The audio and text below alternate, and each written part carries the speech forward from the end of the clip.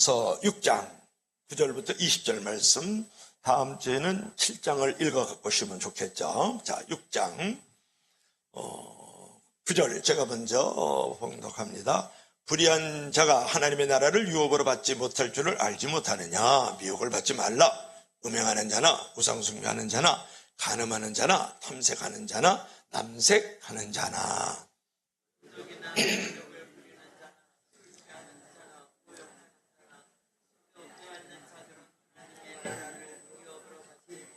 너희 중에 이와 같은 자들이 있더니 주 예수 그리스도의 이름과 우리 하나님의 성령 안에서 씻음과 거룩함과 의롭다 하심을 받았느니라.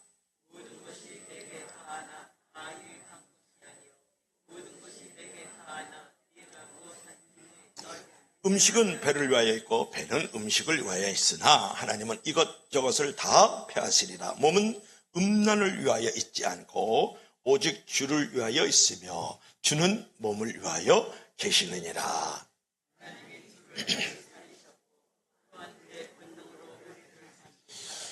너희 몸이 그리스도의 지체인 줄 알지 못하느냐? 내가 그리스도의 지체를 가지고 장녀의 지체를 만들겠느냐? 결코 그럴 수 없느니라.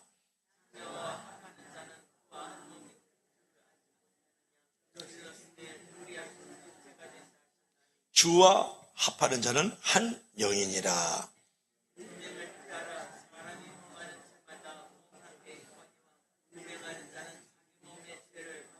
너희 몸은 너희가 하나님께로부터 받은 바 너희 가운데 계신 성령의 전인 줄 알지 못하느냐? 너희는 너희 자신의 것이 아니니라. 값으로 산 것이 되었으니 그런즉 너희 몸으로 하나님께 영광을 돌려라. 기도합시다. 주 하나님 아버지, 오늘도 이 세상에 썩어질 양식을 구하다가 오늘 하늘의 양식, 생명의 양식을 우리 가운데 허락하심을 감사합니다. 먹고 배부름을 통하여서 하나님의 거룩하시고 선하시고 온전한 뜻이 무엇인지를 분별을 하면서 움직이고 걸어다니는 거룩한 교회로 만들어져가는 귀한 시간이 되기를 원합니다. 예수님 이름으로 기도합나이다. 아멘. 그림 한번 볼래요? 우리 다 같이 한번 읽어봐요. 시작. 겉다르고 속다르니 너뿐인가 하노라. 이제 그런 말씀이에요. 겉으로는 웃고 있는데 속으로는 아주 음흉하게 미소를 짓고 있는 위장된 모습을 우리가 볼 수 있죠. 어느 마을에 이제 거대한 참나무 한 그루가 있었어요. 그 나무는 마을 사람들에게 자랑거리 같거든요. 왜냐 그러면 그 마을 사람들이 태어나기 전부터 있었던 이 거목 참나무가 있었거든요. 그리고 그 마을 사람들이 죽어도 이 거목 참나무가 이 마을을 지켜줄 것이다. 이렇게 생각을 했으니까 그 거목을 보면, 그 참나무를 보면 자랑스러운 거예요. 그렇죠. 그러던 어느 날 거친 비바람이 치면서 폭풍이 막 일어난 거예요. 일어나니까 나무가 반으로 딱 쪼개져 버리고 말았단 말이에요. 그랬더니 그 나무 속이 어땠느냐가 중요하잖아요. 속이 아주 시커멓게 텅 빈 채로 썩어가고 있었던 거예요. 겉으로는 힘과 장수의 상징이었지만 속으로는 병들어 죽어가고 있었다. 이 거목나무가. 여러분, 우리나라의 많은 그리스도인들이 결국은 뭐냐면 이 겉과 속이 다른 이중인격, 이중신앙을 갖고 있는 게 오늘날 큰 모순으로서 문제점이 너무나도 많이 있다는 거 여러분 아세요? 여러분, 겉으로는 하나님의 백성이자 아멘 할렐루야 주여 그러다 나가면은 주여 그러던 사람이 주여 그러면서 그냥 이제 세상을 시집고 다니는 사람들이 많지는 않지만 혹간 가다가 몇 사람이 그런 사람이 있을 수 있잖아요. 여러분, 거룩한 백성인 척 그런 양 이렇게 생각하지만 속으로는 말이죠, 그렇지 않은 내면에 추하고 더럽고 아주 썩은 그런 크리스찬의 모습도 있을 수 있다라는 거예요. 겉과 속이 다른 위장되고 변장된 모습으로 살아가는 크리스찬들이 오늘날 있다라는 거예요. 그래서 행함은 뭐냐면 믿음으로 살아줘야만 그 믿음인 것이거든요. 그래서 예수께서도 회칠한 무덤 같으니, 이것은 뭐냐면 회칠한 무덤이다. 무덤 안에는 뭐가 있어요? 시체가 있잖아요. 시체가 있는 곳에는 썩은 냄새가 나요. 그리고 구더기가 끓어요. 그뿐만 아니라 컴컴하단 말이에요. 그런데 그 위에다가는 봉을 잘 만들고 이스라엘은 평토장을 했거든요. 거기다 회칠을 해놨단 말이에요. 그러니까 겉으로 보면 하얗고 아주 단장된 모습인데 속은 부패하고 썩었고 어둡고 냄새난다 그런 말이에요. 오늘날 겉과 속이 다른 크리스찬들이 그럴 수 있다는 거, 우리 크리스찬들은 그래도 좀 괜찮아요. 세상 밖에 있는 사람은 더 심하죠. 겉과 속이 다른 위장, 변장, 치장, 환장한 크리스찬들이 있을 수 있다라는 거.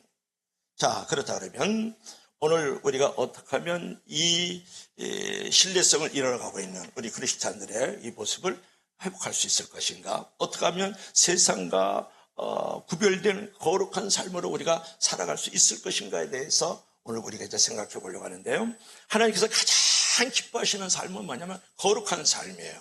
세상과 정욕과 거짓으로부터 구별되어진 삶이 거룩인 거예요. 한 발자국 더 나가면 그런 거룩을 가지고 오히려 사람들과 나눔을 갖고 사람들을 섬길 수 있는 건 적극적 거룩이에요. 그러니까 죄와 세상과 구별되는 게 거룩이요. 내가 한 발자국 더 나가서 많은 사람들을 어둡고 또 썩어지고는 이 세상 속에 들어가서 나눔과 섬김을 갖는 게 거룩이거든요. 여러분, 하나님이 가장 기뻐하시는 것은 이런 거룩이라는 거예요. 여러분, 하나님이 교회가 막 빌딩에서 가지고 십자가 높이 종탑이 있는 거 하나님이 기뻐하시지 않아요. 거룩한 성도와 교회를 기뻐한다고. 많은 숫자들이 모였어요. 하나님은 그런 부분에 대해서 기뻐하시지 않고 그렇게 한두 사람이도 모여있는 곳에 순결한 신부의 모습을 갖고 있는 걸 하나님이 기뻐하신다는 걸 알아야 돼. 돈 많은 게 기뻐하지 않아요. 하나님께서 믿음으로 말씀으로 순종하며 살아가는 그의 거룩한 백성들이 있는 것을 기뻐한다는 것을 여러분 알아야 되지 않겠어요? 오늘 본문에서 보면은 사도 바울이 말이죠. 이 고린도 교회를 향해서 편지 쓴 게 고린도 전 후서잖아요. 그런데 고린도전서에 보면은 이제 고린도 교인들이 이제 나오는데 계속 얘기를 하고 있어요. 그들이 지식도 있어요. 지혜도 있어요. 믿음이 있고 병고치도 고침을 받아요. 방언하고 막 그냥 막 환상도 보고 막 열심을 내는데 그런 것을 자랑하는 삶을 많이 가지고는 있었지만 하나님이 정말 기뻐하시는 거룩한 삶은 없었다는 데 문제가 있다는 거예요. 내가 지혜 있다. 그래, 지식 있다. 믿음 있다. 능력, 병도 고친다. 귀신도 쫓아내거든. 나 열심히 말이지 성가대도 하고 말이지 전도도 하거들랑. 그런데 자랑하는 삶은 있는데 뭐가 없다가 거룩한 삶은 없었다. 죄와 세상과 구별되어지고 한 발자국 더 나가서 주님의 이름으로 겸손의 옷을 입고 사람들을 나눔과 섬김에 대접하는 자리로 나가지 않았던 교인들이 누구냐면 고린도 교인들이에요. 덩어리도 컸고 돈도 많고 번창한 도시 가운데 십자가 우뚝 세우고 있던 게 고린도 교회더라고요. 제가 가봤잖아요. 지금은 돌무더기밖에 없지만. 그러면 우리가 어떻게 하면 거룩한 삶을 살 수 있느냐고 이제 여러분하고 오늘 이 시간 나눔을 가져야 돼요. 어떻게 하면 거룩한 삶을 살 수 있습니까? 오늘 이 본문에 의해서 우리가 몇 가지로 생각해 보려고 하는데, 첫째로 우리 다 같이 시작. 날마다 자신을 만들라. 뭐라고요? 날마다 돈을 만들라. 날마다 건강을 만들라. 날마다 친구를 만들라. 날마다 나의 자리를 높이는 명예를 만들라. 그러지 않았다. 다시 한번 시작. 날마다 자신을 만들라. 오늘 둘이서 악수를 하고 있어요. 악수를 하면서 착 겉으로는 웃고 있는데 그 안에는 음흉하고 어두운 마귀의 그림자가 그려 있잖아요. 그러니까 겉과 속이 다르다는 말이에요. 이런 사람들이 결국은 자신을 만들 줄 알아야 되겠다. 자, 성경은 어떻게 얘기하고 있을까요? 다 같이 시작. 불의한 자가 하나님의 나라를 유혹으로 받지 못할 줄을 미혹을 받지 말라. 음행하는 자나 우상 숭배하는 자나 가늠하는 자나 남색하는 자나 도적이나 탐욕을 부리는 자나 술 취하는 자나 모욕하는 자나 속여 빼앗는 자는 하나님의 나라를 유혹으로 받지 못하리라. 여러분, 이중 신앙을 가지고 있으면서 말이죠. 겉과 속이 다르면서 거짓과 불의, 술창과 방탕함, 그저 하나님의 말씀에 불순종하는 자는 한마디로 하나님의 나라를 유혹으로 받지 못한다. 그렇게 지금 얘기하고 있는 거거든요. 이제 바닷가에 가면 제일 신나는 일이 뭐냐 그러면 바닷가에서요 조개 줍는 일이에요. 저도 이렇게 대부도, 제부도, 영흥도 우리 손자 따니라고 여름에는 많이 나가요. 가서 거기서 조개를 잡거든요. 조개를 잡으면 가끔 기분이 상할 때가 있어요. 기분이 베리 나쁠 때가 있거든요. 뭐냐 그러면 살아있는 조개인 줄 알고 이렇게 주웠는데 그 안에가 텅 빈 조개인 거예요. 거기에 이제 검고 냄새나는 진흙이 탁 들어있을 때 기분이 상하잖아요. 기분이 나쁘단 말이에요. 여러분을 하나님이 보셨을 때 정말 겉으로는 멀쩡하고 목사님처럼 넥타이 찔끔 매고 저기 귀걸이 코걸이 다 하고 막 위장된 모습으로 다 화장을 딱 하고 변장해가지고 교회를 왔는데 속은 텅 빈 냄새나는 시커먼 진흙과 같은 겉과 속이 다른 크리스찬을 봤을 때 하나님의 기분이 상할 수 있어요. 하나님의 기분이 우울할 수 있다고 여러분 생각하지 않아요? 저희들도 우리가 그런 것을 경험하니까 말이죠. 여러분 겉모습을 보면 어디든지 그리스도인의 모습인데 속은 그렇지 않다라는 거예요. 겉으로는 거룩한데 속으로는 죄 가운데 빠져있고 보통 사람들보다 믿지 않는 자들보다도 오히려 더 그런 모습을 보여줄 때가 있단 말이에요. 하나님이 그렇게 위장된 모습, 그런 변장된 모습을 제일 싫어하죠. 그래서 그런 말이 있잖아요. 까마귀가 그랬대잖아요. 백로 보고 겉이고 속 보면은 니뿐인가 하노라 그랬다는 거 아니에요. 까마귀가 백로 보고. 여러분 성경을 보면 주님은 모든 사람을 다 사랑하셨는데 미워하는 사람들이 있었어요. 사람은 미워하지 않고 그렇게 행하는 것에 대해서 좀 미워한 부분이 있었거든요. 그게 누구냐 그러면 바리새인들이에요. 사두개인들이에요. 그 다음에 서기관들이에요. 율법주의자들이란 말이에요. 근데 특별히 여러분 잘 아는 사람이 누구냐? 바리새인이에요. 그런 경건 생활이 좀 있었는데요. 그들은요 몇 가지가 있어요. 꼭 하는 게 손 씻어야 돼요. 뭐냐, 시장에 나가 바깥에 나갔다 들어오면요 반드시 손을 씻어야 돼요. 손 씻지 않으면 식사 금지. 그게 바리새인들의 경건 생활이에요. 그러니까 외적 생활이 내적 생활을 만든다고 생각하는 거예요. 두 번째는 뭐가 있냐면 여러분이 잘 아는 11조예요. 그들은 논밭에서 농사를 져도 10분의 1은 반드시 갖고 뭐 향신료라든지 또는 뭐 농작물이라든지 허브 뭐 이런 것들이 채소들을 갖고 반드시 11조를 드렸다. 근데 그들이 문제가 있었어요. 뭔지 아세요? 하나님께 11조를 드리면 부모에게 안 드려도 된다. 하나님이 알아서 하실 거야. 그러겠어요. 그게 고르말이라는 게 있어요. 그 마태복음 좀 마태복음 막하고 누가복음 나오니까 읽어보셔요. 그럼 안식일이 있어요. 안식일 절대 불 피우면 안 돼. 그리고 물건 옮겨도 안 돼. 병을 치료해도 죽어가는 인간이 있어도 절대로 안식일은 병 고치면 안 되는 거예요, 여러분. 철저하게 그 의로운 문장, 그 율법을 준수했다고요. 얼마나 경건해요. 근데 왠지 좀 기분이 나쁘죠. 그렇게 지금 말을 하다 보니까. 그 다음에 뭐냐, 계급적 분리가 있었거든요. 뭐냐 그러면 절대로 죄인들하고는 옆에 지나가죠. 그림자도 안 밟아요. 또 세리들 있잖아요. 지금은 돈 밝히는 사람들, 돈 걷는 사람들, 돈을 갖다가 바치는 사람들 있잖아요. 그런 사람하고도 또 안 놀아요. 더군다나 창녀들하고는 절대 안 쓰게. 그리고 계급적 분리에서 정확하게 경계를 가리기 때문에 바리새인들의 경건생활이라. 여러분 그렇게 살아가는 사람들에 대해서 어떻게 생각했어요? 제가 다시 한번 물어볼게요. 그렇게 살아가는 사람을 참 보기 좋습니까? 너무나 멋집니까? 그런 경건의 모양은 있지만 경건의 능력을 갖고 있지 않았던 사람은요, 외적 규범을 지키지만은 내적인 그 마음의 상태는 엉망떡인 사람이 많이 있단 말이에요. 예를 들면 이런 거예요. 사람보다도요 일을 중시해요. 여러분 일을 중시하는데 사람을 함부로 대하고 함부로 무시하고 그런 사람은 이게 바리새인이에요. 이게 겉과 속이 다른 거란 말이에요. 어떤 조직이 있어요. 조직을 운영하기 위해서 사람을 무시하고 사람을 경시하는 사람이 있거든요. 조직에 너는 여기에 일꾼이 돼야지, 노예가 돼야지, 조직을 살려야지. 이러면서 사람 밟는 거. 요게 경건하다고 생각하는 사람들이 있어요. 이게 바리새인이고 사두개인이고 율법주의자 서기관들이 하는 짓들이란 말이에요. 여러분 바리새인과 서기관들은요 자신들이 하나님을 가장 사랑한다고 생각하고 하나님 진짜 잘 섬긴다고 생각했거든요. 자신들이. 그리고 자신들만이 올바른 믿음을 소유했다고 생각하고 다른 사람들도 그런다고 생각을 하는 거예요. 기도는 하루에 3번씩 해요. 여러분 아침 점심 저녁 여러분들도 그 기도는 하잖아요. 저녁 잡수실 때, 점심 잡수실 때, 아침 잡수실 때 기도하죠. 안 하는구나 그것조차도. 그리고 이 바리새인 같은 길거리 가다가 남들이 보라고 거룩하게 할렐루야 아멘 이렇게 기도를 했어요. 그러니 얼마나 그 경건의 모양이 있어요, 여러분. 근데 그거라도 조금 여러분은 닮으면 사실은 좋겠어요. 그것조차 안 하니까요. 이제 그런 부분에서 여러분 예수님께서 그들을 봤을 때 회칠한 무덤이다 그러더라. 여러분 생각해보세요.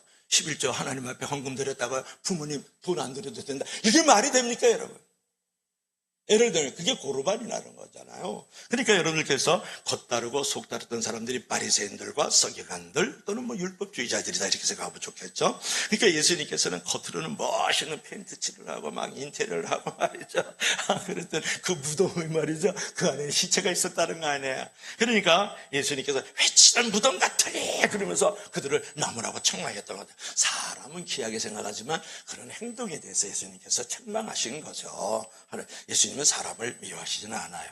그러니까 여러분들께서도 예수님께서 저주와 아주 무서운 진노에 가깝게 그런 말씀을 했다는 것을 생각하면서 우리들도 겉으로는 멋진 잘난 그런 크리스찬의 모습인데 속으로는 그런 위선적인 그런 어떤 이제 가장한 변장한 모습으로서의 그런 위선자의 크리스찬이 되면 안 된다는 거예요.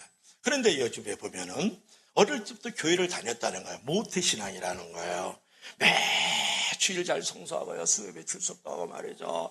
금요일날 나가서 막 기도도 하고 막 이렇게 무슨 소그룹이라든지 봉사그룹이 들어가서 봉사도 하고 열심히 봉사하는데 누가 보면 완벽한 그리스도인 내가 생각해도 완벽하다고 생각을 해요. 남도 그렇고 자신도 그렇게 생각하는 사람들이 있거든요. 그러나 세월이 흐르면서 이거 중요해요. 세월이 흐르면서 신앙의 행위들이 습관화가 되고 종교적이 되고 형식화가 되는 거예요. 그래가지고 하나님과 직접적인 그 감동과 감격 속에서 깊은 교제와 사귐이 어느 날 딱 끊어져 버리고 예배 가운데만 들어와 있는 거예요. 봉사하는 가운데만 들어와 있고 하나님하고 전혀 관계 없다고요. 신앙에 대한 어떤 감격, 감사 전혀 보여요. 여러분 우리들도 그렇게 될 수 있기 때문에 끊임없이 내 자신을 살펴야 되고 내 자신을 성찰해야 된다 그런 말이거든. 나도 모르게 믿음에서 멀리 떨어 있어. 나도 모르게 말씀에서 멀리 떨어져. 교회는 왔지만 교회에서 멀리 떨어져 있어요. 여러분 그게 신앙의 간습화라는 거예요. 이것이 신앙의 형식화라는 이것이 신앙의 종교화라는 거예요. 무서운 거예요 여러분. 겉과 속이 다른 거잖아요. 경건의 모양은 있어요 이 사람이. 그런데 경건한 인격과 삶으로 덕으로 능력 있는 삶이 되지를 못하고 있다는 거예요. 하나님과 전혀 관계없는 삶을 살아가고 있잖아요. 그렇죠? 여러분 어떻게 해야 되겠습니까? 한때 은혜도 받았어요. 큰 체험도 했어요. 교회 안에서 직분, 직책 갖고 있다고요. 가졌어요. 은퇴를 했다 그러면 여러분 신앙의 간습화가 되고 종교화가 되고 형식화가 되고 예식 안에만 들어와 있다 그러면 여러분 죄와 짝을 이루면서 하나님과 깊은 관계를 누리지 못하고 있고 하나님과 우리 성도들과 진지한 상황에서의 단절된 채로 살아가면 겉과 속이 다르고 조개 안에 진흙이 가득하고 냄새나는 시꺼먼 그 흙으로 가득 찬 존재와 같다. 겉과 속이 다른 위장된 크리스찬의 모습을 가질 수 있다는 거예요. 그래서 끊임없이 내 자신이 그러한가를 늘 살펴라 이렇게 지금 얘기하고 있는 것을 우리가 볼 수가 있죠. 그렇다 그러면 내 자신이 그렇게 된 것을 살폈을 때 나는 어떻게 해서 살피기만 하면 되겠어요? 내가 병원에 갔어요. 당신은 지금 위가 상했습니다. 당신은 눈이 안 좋습니다. 이렇게 진단을 받으면 고쳐야 되잖아. 진단만 받으면 어떡하겠다는 거야. 내 자신이 지금 위장되어 있어요. 내 자신이 지금 변장되어 있다고요. 내 자신이 가만히 내 자신이 봐도 남들이 봐도 되게 위선적이라 이 사람이. 그렇다 그러면 그렇게만 알면 어떡하겠다는 거야. 알아가지고 잘 살아가야 될 거 아니라 이제는 위장된 자리에서 이제는 벨트 없는 자리에서 나와야 될 거 아니에요. 그죠? 내가 신앙의 병들었으면 병을 고쳐야 될 거 아니에요. 그것이 뭐냐 그러면 성령님과 날마다 동행을 해야 된다. 자, 2번 한번 볼까요? 다 같이 시작. 날마다 성령님과 동행하라. 뭐라고요? 시작. 날마다 성령님과 동행하라. 여러분 비둘기는 순결의 상징입니다. 비둘기는 성령의 상징이죠. 예수님께서 이 세례 요한에게 세례를 받았을 때 하늘에서 비둘기 같은 성령이 쫙 내려왔죠. 비둘기 같은 성령. 여러분 평화를 이제 상징하는 성령을 상징하는 비둘기 잘 알지 않습니까? 근데 이 비둘기는요 썩은 거 막 오물 쓰레기 이런 데서 삽니다. 이런 데서 살거든요. 단 한 번도 그래도 더럽히지 않는 게 비둘기라는 거 아세요? 목사님이 지금 무슨 말을 하는가 이렇게 생각하는 분들이 있는데 비둘기는요 자기의 순백한 그런 빛깔을 잊어버리지 않습니다. 왜 그러냐면 비둘기는 자기 이 날개 밑에서 기름이 나와요. 기름이 나와서 계속 그 기름으로 자기의 모든 더러움을 씻는다는 거 아세요? 그래서 비둘기를 보면 깨끗해요. 비둘기를 보면 순결하게 보여. 비둘기를 보면 순백색이에요. 왜 그러냐 그러면 겨드랑이에서 뭐가 나온다고요? 기름이 나오기 때문에. 여러분의 겨드랑이에서도 기름이 나올 수 있기를 주의 이름으로 부탁합니다. 근데 계속 기름이 흘러나와가지고 더러움을 깨끗하게 씻어주기 때문에 여러분 이제 비둘기가 순백성과 순결성을 가질 수 있다라는 얘기인데, 우리들도 비둘기처럼 성령의 기름 위에서 죄와 더러움을 씻고 깨끗하게 유지할 줄 알아야 된다는 거예요. 그래서 사도 바울이 오늘 고린도 교인들에게 여러분을 위장하고 있잖아. 위선적인 신앙생활을 하고 있지 않습니까? 여러분 자랑하는 삶을 살지만 거룩한 삶을 살고 있지 않아요. 그러니까 성령의 인도를 받으세요 라고 얘기했어요. 자, 성령 기절 한번 읽어볼까요? 우리 다 같이 시작. 너희 중에 이와 같은 자들이 있더니 주 예수 그리스도의 이름과 우리 하나님의 성령 안에서 씻음과 거룩함과 의롭다 하심을 받으니. 뭐라고요? 주 예수 그리스도의 이름과 하나님의 성령 안에서 제 씻음, 거룩함, 의롭다함을 받았느니라. 수동적이죠. 그죠? 받았다 그런 말이에요. 그러니까 우리가 하나님의 성령 안에서 우리가 제시침을 받고 우리가 거룩하심을 입고 그 다음에 의롭다함을 받는다고 사도 바울이 지금 얘기하고 있잖아요. 여러분 성령님 안에서 우리가 제시침과 무엇보다도 거룩함을 얻을 수 있는 줄로 믿을 수 있기를 바랍니다. 성령님 안에서. 여러분 거룩한 삶이라는 것은요, 교회에 나오기 위해서 그 거룩함만 복이 아닌 거예요. 여러분 생각해보세요. 요즘에 이제 삼성 이재용 씨가 아주 그냥 사관학교 해군 사관학교 봐요. 아들이 이지용가 그러던 말이요. 내가 유튜브를 매번 봤거든요. 참 보기 좋더라고요. 미국 국적 버리고, 그죠? 난 그게 마음에 들어요. 미국 국적 버리고 한국에 들어와서 해군 사관학교 딱 들어갔고 딱 선서 나는 대한민국의 해군 장교입니다. 이제 그런 거 있잖아요. 그 아버지가 와가지고 같이 충성 이렇게 다 하고 있던데 좋아요. 근데 조금 좀 불편한 게 뭐냐면 거기 해군학교 생도들 많이 있는데 그냥 모든 기자들과 그냥 뉴스거리는 그 이지호 씨하고 삼성 이재용 씨만 나오니까 나는 그거 조금 걸립디다. 그렇다 그래서 그게 해군사학교 선서까지 다 시키고 말이지. 얼굴은 별로 못생겼던데 뭐하러 그렇게 선서시키고. 난 그런 게 지금 문제라고 생각해요. 거기 지금 충성 때 그 착한 아들들이 딸도 있다. 여자들이 얼마나 예뻐요. 그런 사람들 해와야지 우정. 사관학교에서 그냥 삼성 이재용 씨 우리나라 질 잘 나가는데 그 아들 세워가지고 뭔가 좀 혜택 좀 누리자는 거 아니에요. 결론은. 난 그런 종류의 사람들을 정말 미워요 사실은. 그런데 중요한 것은 그게 여러분 생각하고 제 생각하고는 다르죠. 개인적인 생각입니다. 저는 이지호 씨가 안 나타났으면 좋았다고 더 생각을 해요. 다 숨겨져 있으면 좋잖아요. 얼마나 멋있어요. 그런데 거기 이제 이재용 씨가 돈이 많아요. 근데 거룩하지가 않아. 근데 사람이 직원이 수십만 명 되잖아요. 그래도 그 사람이 거룩하지가 않아. 아니 그냥 비유를 하는 거예요. 이제 그래요. 그 다음에 집 대저택에 수백억짜리 집에 살지 않겠어요? 근데 거룩하지 않아. 그래서 불행하고 그래서 불안한 거예요, 여러분. 내가 돈이 있어요, 명예가 있어요, 건강도 있어요, 지위도 있어요, 잘 나가요. 근데 사람이 죄와 세상에게 분리가 되지 않고 그 다음에 다른 사람을 나눔과 섬김의 자리에 들어가지 않을 때 인간이 불행한 거예요, 여러분. 돈이 없어서 불행한 게 아니라 사실은 거룩하지 않아서 불행한 거예요. 여러분, 내가 높은 명예가 없어서 불행한 게 아니라 내가 세상과 죄와 분리되어져 있고 정말 이웃들을 섬기고 나누지 않아서 인간은 불행한 거예요. 거룩하지 않아서 불행한 거예요. 진짜 복은 뭔지 아십니까, 여러분? 기도의 첫 번째 제목은 거룩을 위해서 기도할 줄 알아야 된다는 거예요.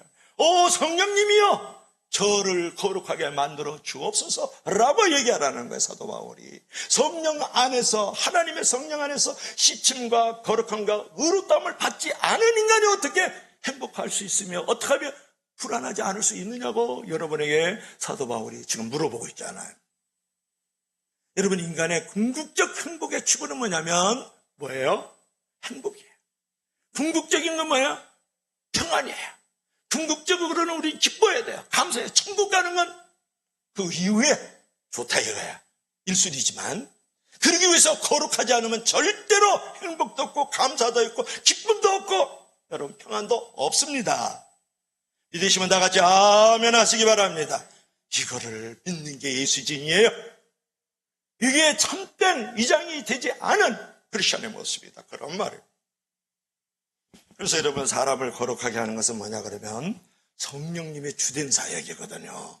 성령님께서 하나님의 성령 안에 있을 때 내가 제시침을 받으면서 거룩하게 되고 하나님 앞에 죄 없는 자로 만들어줄 수 있다는 거예요. 그렇다면 여러분들께서 사진 한 장 볼까요? 이분이 누구냐면 이제 한 70여 세의 일기를 사셨던 1928년에 돌아가셨던 분인데, 여러분 에스온 알죠? 에스온의 그 대천덕 신부를 모르시는 분은 그분의 할아버지예요. 대천덕 신부의 할아버지. 그러니까 그 할아버지가 그 글을 보면 우리 교회에도 조그만 그 성령 충만에 가는 글이 있어요. 아레토레의 성령 충만 글인데, 그분께서 성령 충만에 가서 이렇게 얘기를 했어요. 나는 아침에 일어나면 성령 충만을 위해서 기도합니다.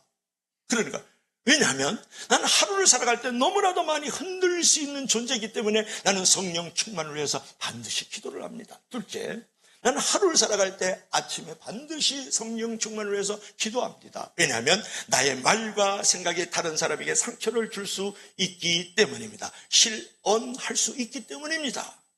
나는 아침마다 나는 성령을 위해서, 성령님을 위해서 기도합니다. 왜냐 그러면 하루의 모든 나의 걸음걸음마다 생각마다 선택과 결정이 있기 때문에, 그릇되고 잘못된 결정과 선택을 할 수 있기 때문에 나는 하나님의 인도하심을 반드시 받기 위해서 성령님을 위해서, 성령님의 충만함을 위해서, 성령의 인도함을 받기 위해서 기도한다고 그랬다. 누가 그랬어요? 아르테의 이 신부님께서 그러신 거예요. 여러분, 내가 왜 성령의 인도하심을 바랍니까? 성령 충만해서 환상 보면 어떡하겠다는 거예요? 성령 충만해서 사람 잡아뜨리면 어떡하겠다는 거예요, 여러분? 성령 충만해서 병 고치면 어떡하겠다는 거예요? 내가 날마다의 삶이 중요하잖아요. 날마다가 나를 만들어가는 거예요. 날마다 내 자신을 살펴가면서 나를 만들어갈 수 있는 건 성령의 인도하심이 있어야 되는 거거든요. 그래서 성령의 인도하심을 받을 때 내가 흔들리지 않을 수 있는 존재가 되고, 말과 생각에서 실수하지 않은 존재가 되고, 내가 바로 이제 하루를 선택하고 결정하는 순간순간이다. 선택과 결정이에요. 하루는 선택과 결정으로 끝나는 거예요. 그래서 성령의 인도하심을 받기를 원한다고 했던 분이 아르토레 목사님이다. 여러분 어떻게 생각하세요? 여러분의 감정을 스스로 다스린다는 거 어려워요. 여러분 감정에 이끌리는 사람이죠. 감정을 이겨먹는 사람 없어요. 그래서 모든 시험과 모든 일들이 거기서 벌어지는 거. 그리고 여러분은 의지를 가졌다. 내가 이번에는 이렇게 오늘 하루 살 거야. 1년을 살 거야. 그래, 의지를 가졌다. 그 의지를 이끌고 정말 1년을 삽니까? 하루를 삽니까? 내 의지를 극복 못하는 게 나예요. 의지, 좋은 의지도 있지만 그 선한 의지를 만들어 나가지 못하는 게 나라니까요. 그래서 위장연도 변장이 되는 거예요. 그리고 위선적 크리스천의 모습으로 살아갈 수밖에 없고, 넘어지고 쓰러지고 주저앉아 버리잖아요. 그러니까 나의 감정에 이끌려 가지 않을 수 있는 방법, 내가 의지를 극복하고 내 의지를 이끌고 갈 수 있는 것은 뭐냐 그러면 날마다 성령의 인도함을 받아야 되는 줄로 믿을 수 있기를 바랍니다.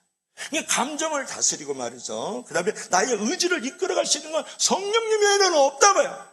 내 노력, 내 수고로 안 된다는 거죠. 여러분, 골백번 실패를 하더라도 또 그렇게 생각을 하고 있단 말이에요. 여러분을 이길 수 있는 존재가 아니에요. 나도 나를 이길 수 있는 존재가 아니에요. 성령님만이 나를 이끌어 주시고 감정에 이끌려가지 않고 의지를 극복하고 의지를 끌고 갈 수 있는 은혜를 베풀어 주는 줄로 믿을 수 있기를 바랍니다. 그래서 여러분들께서 이제 요한복음 17장 17절 한번 읽어봐요. 시작. 그들을 진리로 거룩하게 하옵소서. 아버지의 말씀은 진리입니다. 뭐라 그랬어요? 그들을 거룩하게 하옵소서. 제자들, 예수님을 따르는 백성들을 말하는 거잖아요. 여러분, 무엇으로 거룩하게 되고? 진리로 거룩하게. 자기 수양 노력으로 되는 게 아니에요. 자기 수고로 거룩하게 되지 않고 뭐라고요? 진리로 거룩하게 되면, 진리는 뭐라고요? 하나님의 말씀이다 그렇게 얘기해요. 여러분, 하나님의 말씀만이 우리를 거룩하게 만드는 거예요. 하나님의 성령만이 우리를 거룩하게 만드는 줄로 믿을 수 있기를 바랍니다. 여러분, 지금도 거룩하게 지금 소리 없이 변화가 일어나고 있단 말이에요. 여러분, 하나님의 말씀을 주일날 그래도 1시간 들어와서 말씀을 지금 듣고 있잖아요. 그러면 들을 때에 겉으로는 아무 변화가 없는 것 같지만 실질적으로 말씀이 우리를, 나를, 너를 지금 소리 없이 변화시키고 있는 줄로 믿을 수 있기를 바랍니다. 어떻게? 거룩하게. 하나님의 말씀 외에는 거룩함이 없다고요. 성령 안에서만 거룩함으로 만들어져 갈 수 있다는 걸 여러분이 알아요. 유튜브를 보면서, 또로들을 보면서, 드라마를 보면서, 또 네이버 뉴스를 보면서, 친구들하고 또 카톡 주고받으면서, 여러분 그래서 거룩해지는 거 아니에요. 아무리 좋은 철학책 읽어도요, 거룩해지는 거 아니란 말이에요. 내가 이번에 사람 하나 죽었잖아요. 누가 죽었어? 변흥전 아나운서가 죽었어. 또 하나는 이순재 영화배우 죽었죠. 그렇죠? 달란트. 둘 다 존경하는 분이에요. 아주 깨끗하신 분이에요. 이순재 씨는 서울대 철학과 나왔던데. 근데 영화에 필이 박혀가지고 저분이 영화배우로 탤런트인데 삶이 참 깨끗했던 것으로 제가 알아요. 아주 참 좋은 분이었는데 죽었어요. 여러분 제가 무슨 얘기하는 거예요? 깨끗하게 살아서 거룩하게 되는 게 아닙니다. 내가 서울대학교 철학과를 나와서 철학적인 삶을 살아서 거룩하게 되는 게 아니라고 지금 말씀을 드리잖아요. 아무리 목소리가 좀 벼랑직처럼 그런 좋은 아나운서가 어디 있어요. 근데 그거 보면은 이순재 별세 이렇게 났다고. 별세. 하늘의 별이 됐다고요? 영원한 별이 또 된다고요? 그거는 위로의 말이지. 그런 거짓말 하시면 안 돼요. 어디 하늘의 별이 또 됩니까? 뭐 영원한 별이 된다고 이순재 씨가? 위로의 말이죠. 여러분 제가 무슨 말을 하는가요? 여러분 하나님의 말씀만이 우리를 거룩하게 만들어 제시점, 거룩함, 의롭다함을 만들어서 우리는 별세가 아니라 소천, 하늘나라로 올라가는 줄로 믿을 수 있기를 바랍니다. 은혜로 또 이런 얘기가 나오네요. 여러분 거룩한 삶은 지금 무슨 얘기냐? 내 힘으로 되지 않는다는 거예요. 여러분 사도 바울은 위대한 순교자예요. 사도 바울은 위대한 선교자예요. 그런 분이 없어요. 근데 그분이 7장에서 뭐라 그러는지 알아요? 로마서에서 오라 나는 공간자로다. 이 사망의 몸에서 누가 나를 건져내겠습니까? 그래서 탄식하고 신음하고 고통에 몸부림쳤던 사람이 사도 바울이에요. 이 사망의 몸에서, 이 죄악의 몸에서, 이 한숨의 몸에서, 이 절망의 몸에서, 이 더러운 몸에서 나를 건져줄 사람이 누구입니까? 그래서 탄식했던 사람이 바울이라는 거 여러분 아세요? 그런데 그가 이제 성경 판결제대로 가 로마서 8장 4절 한번 읽어봐요. 시작. 육신을 따르지 않고 그 영을 따라 행하는 우리에게 율법의 요구가 이루어지기가 아주 쉬운 말이에요. 여러분 내가 착하게 살려고 노력했어요. 내 감정을 따라 살지 않고 나는 정말 의지를 가지고 정말 도덕적으로 살려고 그랬어요. 그런 요구를 가지고 있는데 나는 안 됐어요. 그게 7장이에요 8장으로 넘어가니까 뭐냐? 나는 그 영을 따라 뭐라고? 성령님을 따라 했더니 그러한 모든 율법의 요구, 도덕의 요구, 양심의 요구를 나는 이루어줄 수 있는 존재가 되었습니다. 할렐루야. 이게 여러분 이게 복음인가 이게? 이거를 아직도 깨닫지 못하고 내가 도덕적으로 한번 살아보라고 양심의 소리를 내가 한번 들으면서 내가 멋지게 살아보리라고 다른 사람보다도 내가 더 괜찮은 존재로 깨끗한 존재로 살아본다. 여러분 그래서 되는 거 아닌 거 알잖아. 여러분 뭐라 하세요? 육신을 따르지 않고 감정을 따르지 않고 의지를 따르지 않고 무엇을 성령을 따라 했을 때 나의 요구가 이루어집니다. 이렇게 얘기하죠. 믿으시면 제발 아멘 좀 하시기를 바라옵나요. 그래서 이제 사도 바울이 뭐라냐? 술 취하지 마세요. 내가 이쪽으로 왜 자꾸 쳐다보고 하지?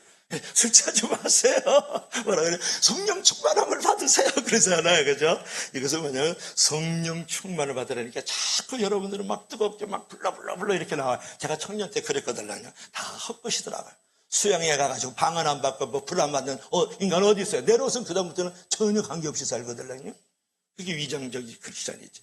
근데 그것은 뭐냐면 여러분은 풍부한 지식과 경험이 있어도 악령의 권세를 이길 수 없고 내가 내 자신을 이길 수 있는 존재가 아닌 거야. 그렇기 때문에 내가 감정에 따르지 않고 의지를 극복하면서 정말 하나님이 말씀하시는 그 요구들을 이루어드릴 수 있는 존재로서의 삶을 살아가려면 여러분 성령의 인도를 받으세요. 성령의 인도를 임재를 받으세요. 성령님과 함께 역사를 이루어가세요. 그렇게 얘기하는 게 이게 술 취하지 말라 방탕한 것이다. 성령 충만하라 그랬잖아요. 그래서 여러분들께서도 날마다 내가 성령의 인도하심을 날마다 받아야 돼. 왜 금요일날 한번 하루 와서 받으려고 그러냐고. 왜 산골에 올라가가지고 거기서 성령 한번 받으려고 그러냐고. 나쁜 건 아니지만 날마다 먹는 게 나의 체질이에요. 날마다 기도와 말씀 가운데 큐티하고 그 짧게 골방에서 또는 책상머리에서 말씀과 함께 말씀을 읽고 기도하고 내가 성령의 충만함을 기도하고 말씀 가운데 갈 때 그것이 나의 성령의 인도함을 받는 통로가 된다는 거 아세요? 성령이 공급하시 주시는 힘이 있다는 거 아세요? 그래서 성령의 능력 가운데 내가 살아간다는 거 아세요? 그것으로서 모든 악한 영의 권세와 죄의 권세를 거기서 깨뜨리는 거예요. 그래서 내가 크리스천답게, 나는 내답게 살아갈 수 있는 존재가 거기서 만들어진단 말이에요. 그래서 사도 바울이 얘기하잖아요. 여러분, 성령을 따라 행하세요. 그러면 모든 요구를 이루어줄 수 있습니다. 이렇게 얘기를 하잖아요. 그래서 여러분들께서 이제 기도와 말씀 가운데 늘 날마다, 이게 중요해요, 여러분. 날마다 하셔야 돼. 일주일에 하루 갖고도 좀 내가 살아보니까 목사도 안 돼요. 야, 또 1년에 한두 차례 여름에 갔다가 기도원에 올라가죠. 나쁜가? 그거 갖고 여러분 살아갈 수 있는 존재가 안 된다는 거 아셔야 되잖아요. 어느 날 흥분해가지고 일주일 내내 성경 읽고 있다. 그리고 또 안 읽어. 그럼 밥 매일 먹다 밥 안 먹는 거와 똑같지.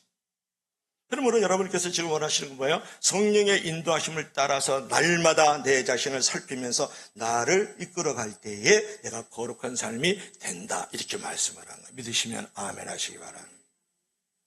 그 다음에 마지막으로 우리 다 같이 시작. 날마다 나의 가치를 알라. 여러분 이거 저는 바티칸 가가지니까 그 베드로 성전에 이게 있더라고요. 베드로 성전에 피에타라는 거예요. 피에타라 그래서 유명한 작품이에요. 나 처음 봅니다. 아유, 목사님 무슨 이렇게 벌거벗은 그런 거 보여주세요. 이런 사람, 그런 사람들은 정말 우리 교회 와서 금식 40일 해야 돼. 다른 교회 가지 말고. 피에타라고 이 미켈란젤로가 유명한 작품이에요. 바티칸 안에 있는 그 작품도 사실은 가짜예요. 진짜는 얼다가 깊이 간단하지. 왜냐, 그건 누가 훔쳐갈까봐. 그거 누가 또 망치로 때리고 이런 사람도 있어요. 그래가지고 거기 있는 게 가짜인데 가서 이제 사람들이 거기 다 있습니다. 이거 제대로 보려고 그러면요, 한 1년 치다 봐야 돼, 우아래로. 지나가면서, 멋있는 작품이네? 난 너무 아쉽더라고요. 그냥 하루 종일 그냥 그 바티칸 궁전 안에 그렇게 좀 있으면 좋겠는데, 그냥 지나요, 그냥 지나가. 볼 게 하도 많아갖고. 거기는 바티칸은요, 온 세상의 귀한 모든 거는 그거다 다 합쳐가지고 거기다 갖다 놓은 거예요, 사실은. 난 그게 마음에 안 들어. 그런 거 이제 바티칸 근데 신부 교황들은요, 조그마한 오두막 집집에서 살아야 된다고 생각하지 않으세요? 다시 한번. 그 큰 북걸 같은데 교황이 있지 말고 예수님은 절대로 기아집도 빌딩 빌라에 안 살았어요. 궁전에 안 살았어요. 큰 성전이 강도의 구려를 만드는다. 외쳐댔지. 절대로 거기서 하룻밤도 안 주무셨거든요. 왜 그런데 예수님 데리러 와 있는 교황들은 그렇게 큰 궁전에서 살아? 성전에 살아? 내 다음에 가면 이행이도 내가 따질 거야, 교황한테. 예수님이 그렇게 하는데 왜 당신은 그렇게 사세요? 그 시대가 그렇더라도 지금 그렇게 사는 사람 많거든요. 내레사 수녀 같은 사람들. 제가 무슨 얘기를 하느냐. 자, 날마다 나의 가치를 알 때에 여러분 구별되는 삶을 살아갈 수가 있어요. 나의 가치, 나의 작품된, 나의 소중함을 모르기 때문에 막 사는 거예요. 위장된다. 변장으로 살아간다. 성경 한번 읽어봐요. 우리 다 같이 시작. 너희 몸은 너희가 하나님께로부터 받은 바 너희 가운데 계신 성령의 전인 줄 알지 못하냐? 너희는 너희 자신의 것이 아니라 20절 시작. 너희 몸은 값으로 산 것이 되었으니 그런즉 너희 몸으로 하나님께 영광. 그러니까 이런 얘기예요. 아주 쉬운 얘기예요. 여러분들 하나님이 예수님의 피값으로 샀어요. 그러니까 예수님의 것입니다. 그러니까 여러분이 가지고 있는 이 몸뚱어리로 음행을 저지르지 말고 하나님께 영광을 돌리며 사세요. 이런 얘기예요. 어려운 얘기 아니잖아요. 우리가 여기서 이제 생각해야 될 것은 뭐냐면 사도 바울이 12절부터 20절까지 계속 얘기하는 것을 딱 축약을 하면 이런 얘기예요. 너희 몸을 음란을 위하지 말고 주님을 위해서 살라. 그렇게 얘기해요. 그리고 너희 몸을 창녀와 섞이는 창기의 지체로 만들지 말고 그리스도의 지체가 되어라. 이렇게 얘기를 하는 거예요. 12절부터 20절이 딱 그 얘기예요. 여러분 그렇다 그러면 여러분 한번 생각해 보세요. 왜 그러냐면 그 당시 고린도는 번영한 항구 도시예요. 아주 번창하니까 율법가들이 많이 있단 말이에요. 그리고 또 그 당시에는 지식이라든지 뭐 이렇게 지혜들이 많아갖고 철학이 융성했어요. 그러다 보니까 그들이 뭐냐 그러면 헬라인들이 우상을 숭배해요. 우상을 숭배해. 그들이 만들어낸 신과 우상을 숭배해. 영적 음행을 했다 그런 말이에요. 두 번째로는 그들이 보니까 율랑녀들이 많고, 요즘으로 보면 카페, 술집들이 막 그냥 항구 도시인데 줄지어 있는 거야. 가장 번창한 도시 중에 하나. 그러니까 거기에 가가지고, 그 외국인들뿐만 아니라 고린도 교인들조차도 그 율락가를 찾아간 거야. 몸을 섞고 창기하고 잠을 하려고 말이야. 창람하고 잠을 잔다고요. 그러니까 너희들의 몸을 음란을 위하지 말고 주를 하세요. 너희의 몸을 창기의 지체로 만들지 말고 그리스도의 지체로 만드세요. 음행을 멀리하라. 왜냐? 여러분들은 예수님의 피값으로 너희를 샀어. 그러니까 너희의 몸은 너희 것이 아니야. 너희 안에 하나님이 사셔. 너희 안에 예수님이 사셔. 너희 안에 성령님이 사셔. 이런 몸으로 음행을 하지 마라. 영적 음행도 하지 말고 육적인 음행도 하지 말아야 돼. 대신에 이 몸을 가지고 음행을 하지 말고 값으로 산 것이 되니까 너희 몸으로 누구에게? 하나님께 영광을 돌리세요. 여러분 어려운 얘기입니까? 사도 바울이 영적 음행, 육적 음행 하지 말고 하나님께 영광을 돌리는 몸으로 살아주십시오. 이렇게 얘기를 했다는 것을 여러분은 알아야 되지 않겠어요? 여러분들이 100만 원짜리 물건을 사면 100만 원짜리예요. 1000만 원짜리 물건 사면 1000만 원짜리잖아요. 돈을 줬으니까. 1억짜리 물건 사면 1억짜리예요. 여러분은 무슨 짜리예요? 예수님 짜리란 말이에요. 돈으로 한 살 줬을 만큼 예수님의 값을 줬다고요. 하나님의 예수님의 짜리를 드리고 여러분을 하나님의 자녀로 만들어갔단 말이에요. 믿으시면 다 같이 아멘 하시기 바랍니다. 그래서 제가 예화를 하나 하고 오늘 이제 설교를 마치려고 하는데요.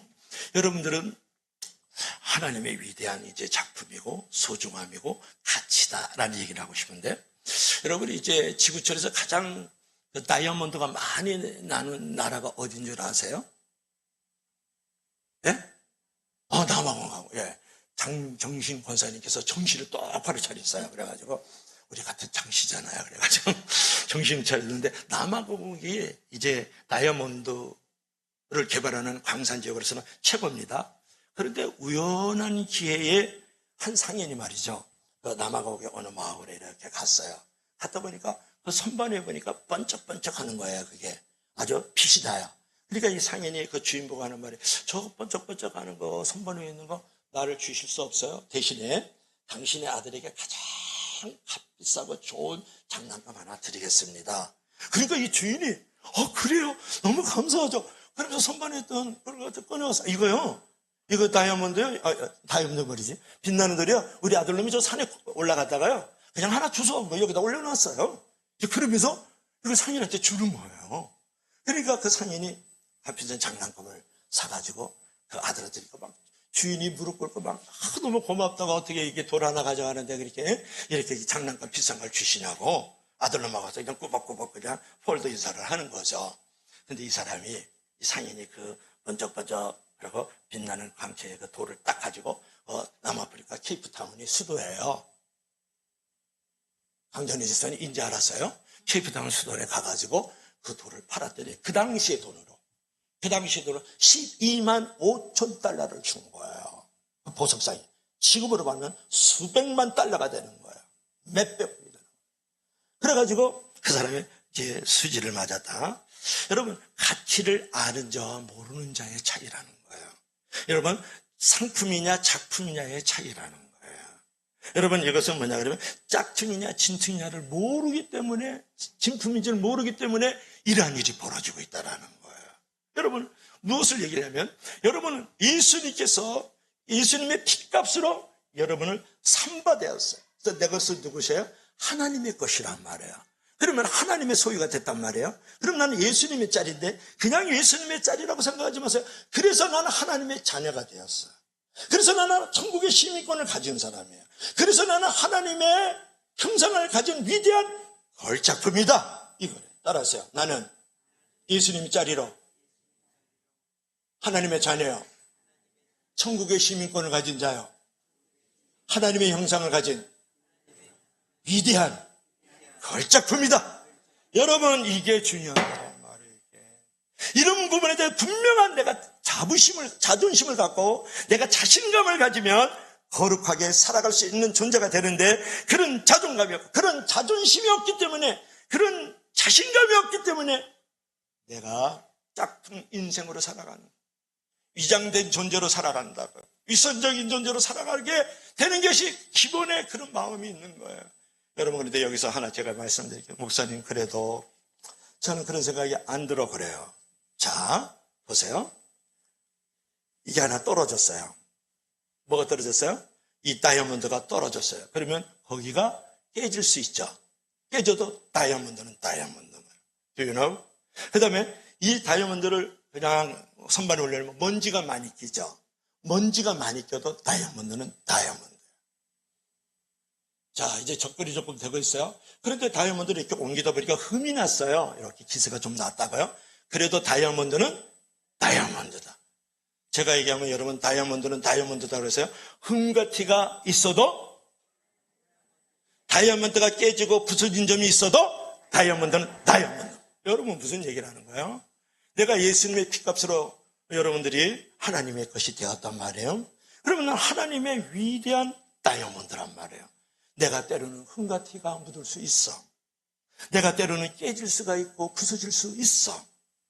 내가 때로는 먼지가 묻을 수 있단 말이야. 그것이 제약이 될 수 있고, 내가 여러 가지 잘못된 불순종의 그런 부분이 있어도 다이아몬드라는 그런 자존감을 가져야 돼. 그런 자신감을 가져야 된다. 그런다고요? 그렇게 했을 때 내가 거룩하게 구별된 삶으로 살아가는 거예요. 이게 그래서 자존감이 중요하고 자신감이 거기서 중요한 거란 말이에요. 그래서 내가 죄악과 세상과 분리가 되어지고 이제는 어떻게 된다? 나는 하나님이 이 사람으로서 이제 섬기고 나누고 하나님을 위해서 큰 일을 할 수 있는 내 몸으로 하나님께 영광 돌리는 존재가 될 수 있다. 이렇게 사도 바울이 얘기하고 있는 줄로 믿을 수 있기를 바랍니다. 그래서 내 자신을 살피고 성령의 인도함을 받으면서 내가 하나님의 위대한 자녀요 시민권을 가진 자의 작품인 줄 알 때에 나는 거룩한 삶을 살아갈 수 있다. 이렇게 얘기를 하는 거예요. 자, 결론 읽고 마치죠. 자, 결론 들어갑시다. 넘어갑시다. 다 같이 시작. 날마다 자신을 만들고 성령의 인도를 받고 하나님의 작품으로 살자. 이제 그런 거예요. 여러분, 하나님께서 크기를, 숫자를, 또 돈을 그런 것으로 여러분들을 평가하고 있지 않으세요.